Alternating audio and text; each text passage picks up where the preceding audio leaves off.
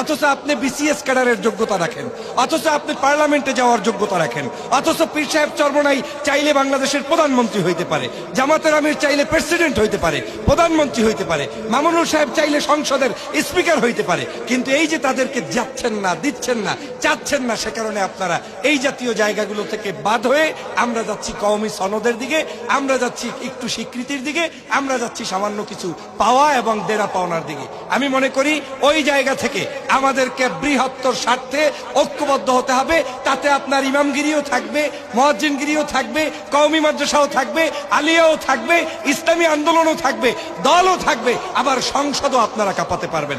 অতএব আসুন আমরা সবাই মিলে একটা কাজ করি, যে যে দলেরই হন না কেন আপনার একটাই ভীষণ থাকুক, এইবার আর কোনো কিছু ইস্যু টিস্যু লাগবে না। আপনাদের কোনো নতুন ইস্যু, ওই ছোট ছোট ইস্যু নিয়ে প্রেস ক্লাবে দাঁড়ানোর প্রয়োজনই নাই। আগামী 6 মাস শুধু একটা ইস্যুতে কাজ করেন, যে আমরা সবাই এক, তাতে আমি কিছু পাই কিংবা না পাই, পাওয়ার স্বার্থবাদ দিয়ে যখন আমরা লড়াই করব, হয়তো হতে পারে 5ই আগস্টের মতো আরেকটি বিজয় আল্লাহ আমাদেরকে দিতে পারেন। সবাই ভালো থাকবেন, সুস্থ থাকবেন, মুরব্বীরা যেই পথে যাবেন সেই পথে যাবেন। আর যারা অনলাইনে লেখালেখি করেন, আল্লাহর রাস্তায় আর খোঁচাখুচি করবেন না। কার আকীদা খারাপ, কার আকীদা ভালো, কে নামাজ কেমনে পড়ে, কার জিকির জোরে হয় আসতে হয়, কে লাম্বা খাম্বার উপরে লাফ দিয়ে পড়ে, এই সব তদন্ত করার দায়িত্ব কোনো ইসলামপন্থী নাগরিকদের নাই।